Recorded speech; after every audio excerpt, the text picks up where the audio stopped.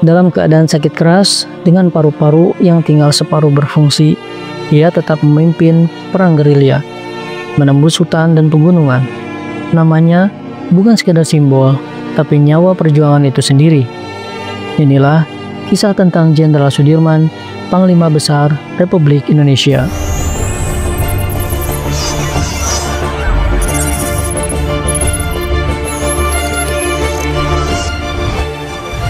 Jenderal Sudirman lahir pada 24 Januari 1916 di Purbalingga, Jawa Tengah. Ia bukan berasal dari kalangan bangsawan atau elit kolonial. Ayah angkatnya hanyalah seorang asisten wedana, jabatan setingkat camat saat itu. Ia hidup dalam lingkungan yang sederhana, namun syarat nilai-nilai kejujuran, kedisiplinan, dan semangat pengabdian. Beliau lahir dari sosok ayah yang bernama Karsid Kartowirodji dan seorang ibu yang bernama Siem. Ayah dari Sudirman ini merupakan seorang pekerja di pabrik gula Kalibagor, Banyumas, dan ibunya merupakan keturunan Wedana Rembang. Jenderal Sudirman dirawat oleh Raden Cokro Sunario dan istrinya yang bernama Turidawati. Pendidikan Sudirman berlangsung di Taman Siswa dan kemudian di Sekolah HIS, sekolah pendidikan keguruan yang didirikan oleh pemerintah kolonial Belanda. Ia dikenal sebagai siswa yang pendiam, sopan, namun tegas dan penuh semangat. Namun tidak hanya ilmu akademik yang ia pelajari. Di usia mudanya, Sudirman juga aktif dalam organisasi keagamaan Muhammadiyah yang kelak membentuk karakter spiritual dan militansi perjuangannya. Saat di sekolah menengah, Sudirman mulai menunjukkan kemampuannya dalam memimpin dan berorganisasi, dan dihormati oleh masyarakat karena ketaatannya dalam Islam. Setelah berhenti kuliah keguruan, pada tahun 1936, ia mulai bekerja sebagai seorang guru dan kemudian menjadi kepala sekolah. Di Sekolah Dasar Muhammadiyah, ia juga aktif dalam kegiatan Muhammadiyah lainnya dan menjadi pemimpin kelompok pemuda Muhammadiyah pada tahun 1937. Setelah Jepang menduduki Hindia Belanda pada 1942, Sudirman tetap mengajar.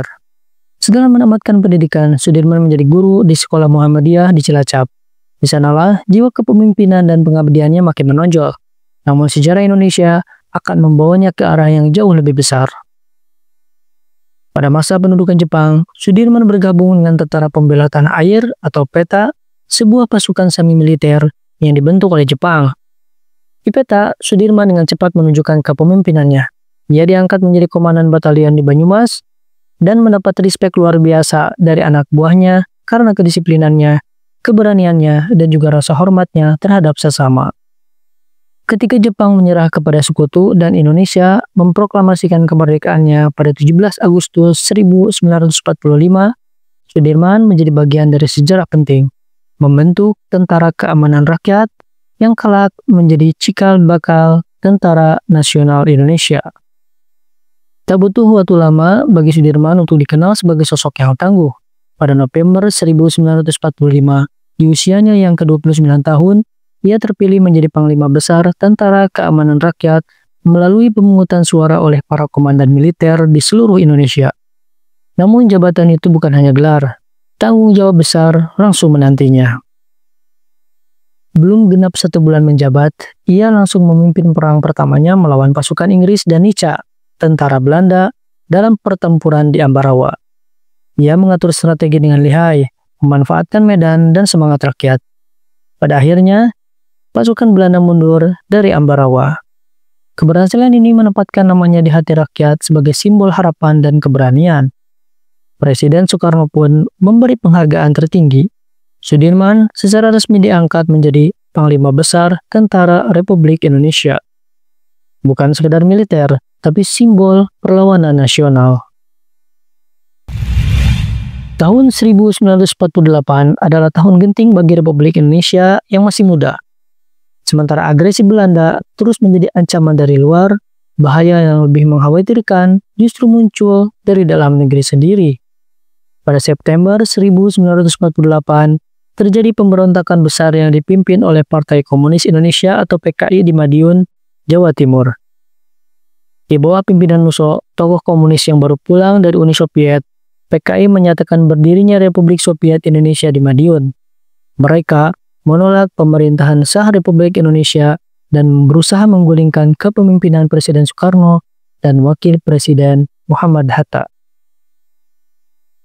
Musso dan para pengikutnya menyebarkan propaganda anti pemerintah, membakar kantor-kantor pemerintah daerah, bahkan mengeksekusi para tokoh yang menolak tunduk, termasuk ulama, tentara, dan aparat pemerintahan sipil. Indonesia yang belum genap 3 tahun merdeka berada di ambang perpecahan. Sudirman sebagai Panglima Besar TNI menghadapi dilema besar. Ia dikenal sangat religius dan lebih condong pada jalur netral dalam politik. Namun kali ini situasinya sangat berbeda. Ini bukan lagi pertarungan ideologi. Ini adalah soal kedaulatan. Soal menjaga republik yang berdarah-darah diperjuangkan. Meski sempat ditekan oleh kalangan yang ingin membiarkan PKI berkembang, Sudirman bersikap tegas. Pemberontakan harus ditumpas. Dalam rapat darurat dengan Presiden Soekarno, Sudirman menegaskan bahwa tentara akan tetap setia pada Republik. Ia mengeluarkan perintah operasi militer untuk menghentikan pemberontakan di Madiun dan daerah-daerah lain yang telah dikuasai PKI. Pasukan TNI segera bergerak. Mereka menghadapi pertempuran sengit di sekitar Madiun.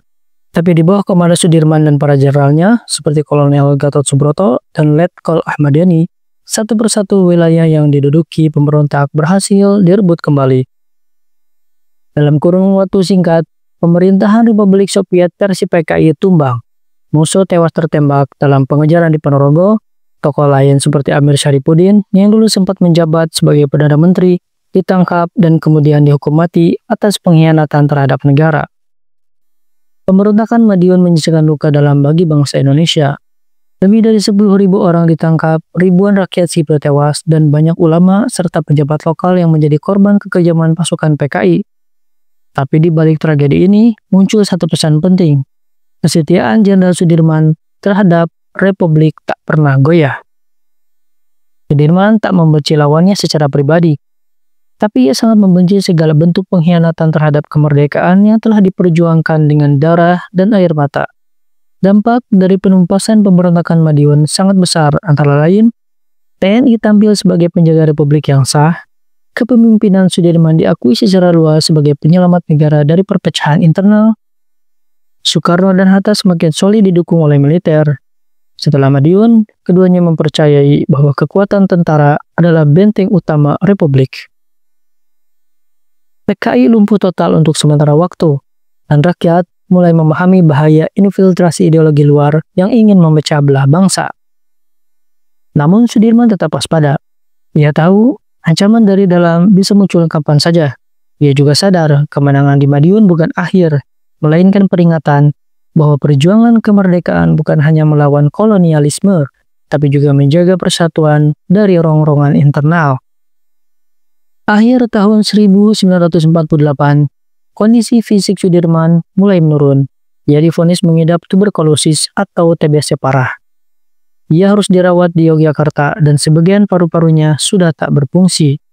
Namun belum sempat pulih, bencana besar datang. Belanda melancarkan agresi militer 2 pada 19 Desember 1948. Ibu kota Yogyakarta diserang dan Soekarno-Hatta ditawan. Negara dalam keadaan darurat. Meski sedang dalam kondisi sangat lemah, Sudirman menolak diam.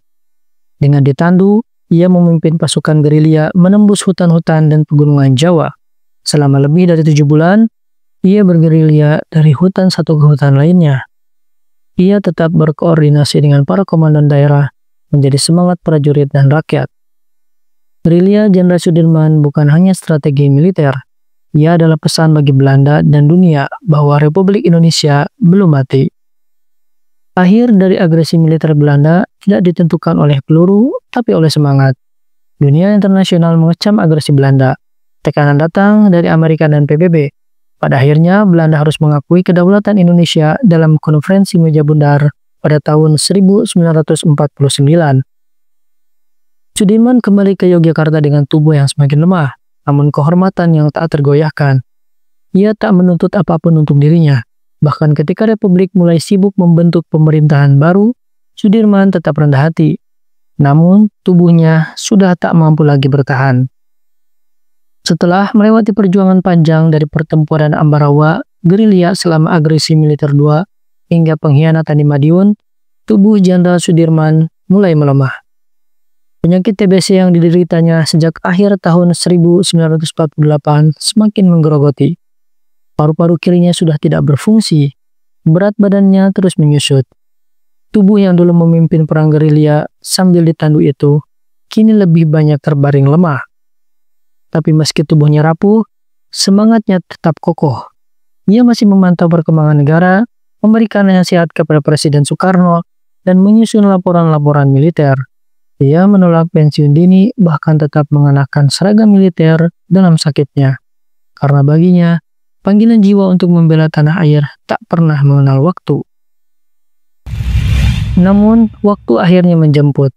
Pada pagi hari, 29 Januari 1950, pukul 6 pagi, di rumah dinasnya di Magelang, Jenderal Sudirman mengembuskan nafas terakhir. Usianya baru 34 tahun. Segenap rakyat Indonesia terkejut, dan negeri pun berduka. Jenazah Jenderal Sudirman dibawa ke Yogyakarta dengan upacara militer penuh kehormatan. Ribuan rakyat memadati jalanan menyambut jenazah sang pahlawan dengan air mata, doa, dan pekikan hidup Republik. Presiden Soekarno dan seluruh tokoh nasional datang memberikan penghormatan terakhir. Bendera setengah tiang dikibarkan di seluruh penjuru negeri. Suasana Yogyakarta saat itu sangat hening. Seolah seluruh bangsa ikut berhenti sejenak untuk memberi salam perpisahan kepada sang Panglima Besar. Dia dimakamkan di Taman Makam Pahlawan Kusumanegara di pinggir kota Yogyakarta, tanah tempat ia pernah bertempur, bergerilya, dan mengatur siasat perang demi tanah air tercinta. Kematian Jenderal Sudirman adalah kehilangan yang tidak bisa diukur dengan angka. Ia bukan sekedar tokoh militer, ia adalah inspirasi, simbol keikhlasan, dan panutan moral. Di tengah dunia militer yang sering dikaitkan dengan kekuasaan dan politik, Sudirman muncul sebagai sosok yang justru menjunjung nilai kesederhanaan dan ketulusan. Ia tidak pernah mengambil keuntungan dari jabatannya, tidak memperkaya diri, tidak haus kekuasaan. Bahkan, rumah dinas dan mobil dinas yang ia pakai sering diserahkan kembali setelah digunakan. Hari ini, nama Jenderal Sudirman ada di mana-mana, dari jalan utama di Jakarta, patung megah di tengah kota, hingga menjadi nama Akademi Militer. Tapi warisannya bukan pada nama itu. Warisannya ada pada semangat. Semangat untuk berjuang, bahkan ketika tubuh tak lagi kuat. Semangat untuk menjaga kemerdekaan, bahkan ketika dunia tampak gelap. Semangat untuk tetap setia pada tanah air, bahkan ketika tak lagi punya apa-apa. Hari ini, betapa pentingnya menumbuhkan rasa nasionalisme yang tinggi dalam setiap dada anak bangsa, karena itulah modal awal bagi kita semua agar mau terus berjuang menjaga negeri ini dari kerusakan dan rongrongan, baik yang ditimbulkan dari luar maupun dari dalam.